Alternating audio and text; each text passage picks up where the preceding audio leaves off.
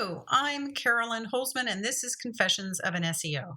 These are my experience in SEO, both as an SEO and as an SEO tester. I will not regurgitate Google press releases because this is not to give you homework or trigger even more FOMO than we already experience in our industry.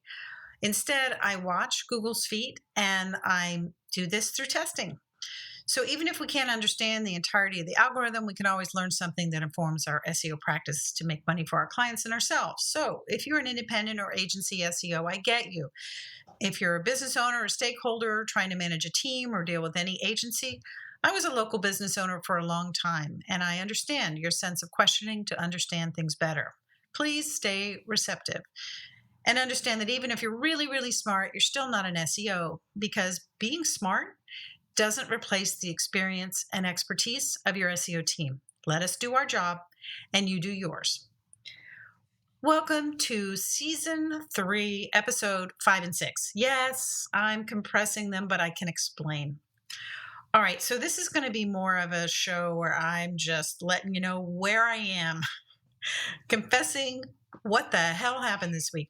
All right, so in typical February fashion, in Austin, we experienced a winter storm last week, and apparently below freezing temperatures with rain, and rain that turned to ice on everything that could get wet, along with tree limbs that were extending over power lines.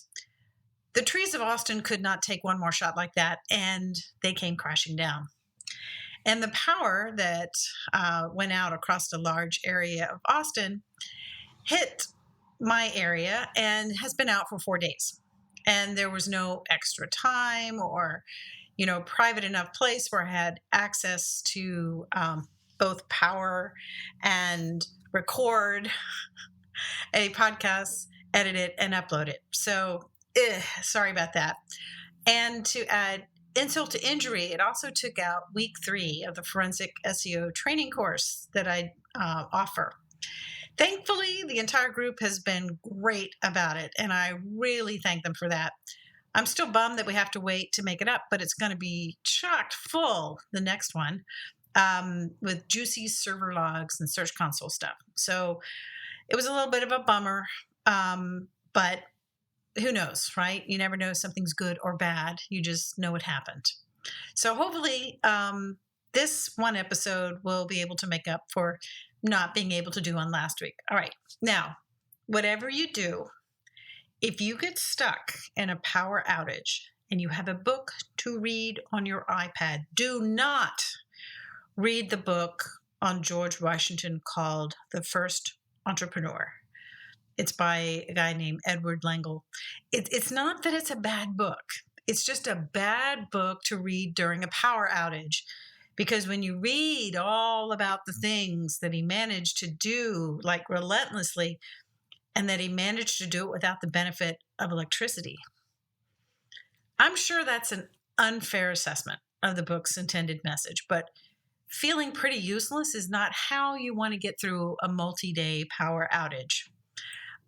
Because I find that without electrical power, I start thinking about all the things I want to do but couldn't because the power is out. I know I'm not alone in that. I lost count of all the times I started to say, Alexa this, or Alexa that, or Alexa set up a reminder. Flipping switches on when I walked into every room in my house. It's been a study in an unrelenting number of reminders that electrical power isn't really optional in our modern culture, and certainly not for business.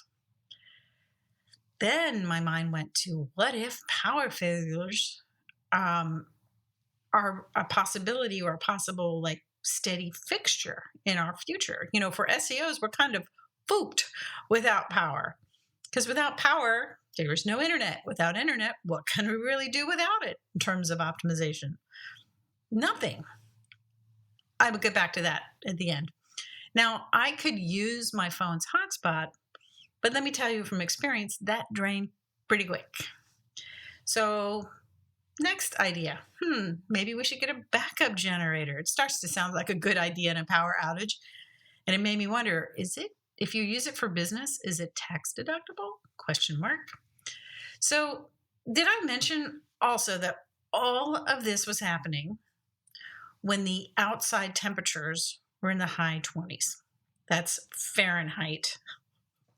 Now, with the freezing temperatures on it and none of our usual heating options, my mind shifted over to Little House on the Prairie. Now, if you don't know that show, it's bleak, at least in terms of stuff. Now, that show reminded me of a book that I read in third or fourth grade. I can't remember how old I was, but it was called The Cabin Faced West. It was written by Gene Fritz. Now, I didn't know it at the time that as I learned about the book as I got older, it took place just after the Revolutionary War, sometime around 1784. And so what they were considering the Western frontier really meant Western Pennsylvania instead of Gettysburg, where they came from. Now, this is what I definitely remember from the time. The main character was a girl about my age who was wishing she was back east. So she was sitting there wishing she were back in Gettysburg. Now, the thing that struck me was at that age how much she missed cake. We cannot survive without cake, is how I remember thinking of it as a kid. Meanwhile, back at the ranch, our house was cold. You know, it's really cold when your carpet feels like ice on your bare feet. We had a gas fireplace, and the gas thingy that sticks out, it's kind of all clogged up. So basically, when you have to make a fire in there, it's kind of like flint on flint, right, to get a spark so you can start one. So in the course of trying to figure out how to do this more efficiently, I started to think, do we have any little wood, meaning something that could be used as kindling? Lo and behold, I remember the bushes that were killed by another hard multi-day freeze in February in 2021. Now, it's the one where our electrical grid, famously failed because all of us were trying to stay warm and run our heaters. And I am sorry to say, and this does not make me happy. So, it was so bad. People were literally freezing to death in their homes in Texas. And our Senator Ted Cruz, in a show of solidarity with the little people who elect him every 6 years, booked himself a trip to Cancun, Mexico to escape the deadly cold and left his dog behind. So I'm sure you've heard all of this before. It's where the phrase "fix the damn grid" was birthed. And of course, it has not been. But this current weather thing had nothing to do with the grid, but the physics of the weight of ice on tree limbs and the power lines that go through them. Short version is Februaries are brutally tough in Central Texas. But back to the bushes. I still had let them be where they are, so they kind of look eerily empty. During the summer, it's like there's no green on them at all. But I left them both as a testament to the freeze, like it really happened, and my desire to grow vines through them for a sort of quirky Alice in Wonderland meets Dr. Seuss whimsy type of garden approach. Jury's out on that. But anyway, when I thought of all that wood, I looked out and they were encased in what looked like an ice sheath. Now, the larger branches, they broke off so easily. It was great. And I took them and I smashed them on the patio to break off all the little pieces that were basically the diameter of matchsticks. So then I grabbed an oven pan and I lit 2 burners because we have gas. We could do that. And I started to basically cook those twigs dry. But here's the magical part. Do you know when you do this, when you put twigs in a pan that has heat underneath it, your house will start smelling like maple syrup. I kid you not. So I didn't say anything out loud. My husband came in. He would cleaned out the fireplace from the previous night's fire, and I asked him, what do you smell? And he paused, and then he smiled, and he goes, maple syrup. So it wasn't just me, but if any of you try this on your own, please let me know. Oh, and do remember, this for today is an entertainment SEO show, and you should never do anything like this unless you know what you're doing. All right, so twigs dry. Within 10 minutes, I had newspaper and kindling in place, lit it, and the fire was nothing short of majestic. So I'm sure that were the apocalypse to occur, it should be noted that SEOs are natural problem solvers. In fact, that by itself should go into the decision tree on who you want in your boat. Are you now, or have you ever been in SEO? Yes? Welcome aboard. Meanwhile, Austin and the county that Austin's in have been declared a disaster, natural disaster. Now, the place where my husband works opened up once the temperatures were above freezing and when the rain stopped. So for a couple of days, I convinced him to take me with him.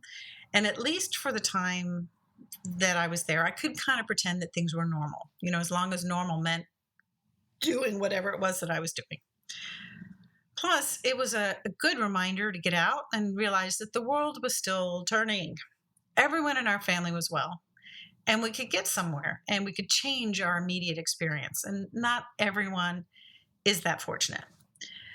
It was also a time where it was fun because we saw our neighbors more frequently than before. All of us were dragging our broken off tree limbs to the street curb for whenever the hell pickup resumes, but we were talking about the kids and checking on each other and offering to help. And also a time when everyone except those of us on our block got their power back the night before. Just how generous people came with sharing the wealth when it came to simple things like the chance to charge your phone or use their extra office to be able to get some work done. Now, while we're still in this, I have to tell you that it did concern me how dependent as SEOs our industry is, basically, on electrical power to make our living. Does that mean I'm going to stop being an SEO? No. But Lord knows there are places on this planet with scary, weak power grids that have hordes of people working in the SEO industry. And I know that there are probably many industries like ours, which are energy dependent. It's just like at the times, it just takes brains that are used to figuring it out and problem solving that sometimes we have to turn it in on ourselves and do what we can to keep our home and our family together. Time takes on a different feeling, a different pace. It felt like forever. But in hindsight, it was only 4 days. Now, afterwards, I can only speak for myself. My entire body felt like it had been beaten up, soreness in places where I definitely know I didn't lift anything or do extra stuff. I think it was just more you're on the whole time trying to figure out what's the next thing you got to deal with. And at the same time, lest it sound, too awful, it had been full of gifts, like the epiphany on something that I'm working on. And even without internet or a connected laptop, I came up with a new test to check on this. And I got all the pieces put together because I had some power left on the laptop. So I got all the pieces put together. So when I got to a place with internet, I could launch it in minutes. So it's just a reminder, not going to let something like got no power. Now what do I do? Stop me doing anything. Are you? Well, that's it for this week. The Crawl and Crawl reports are back on schedule. Also a casualty of the winter storm, but they're back. Thank you for being a listener. I hope you'll come back. Hope you'll bring a friend. And a special thank you to the supporters of Confessions. It's been my pleasure to be with you, and I'll see you in the SERPs.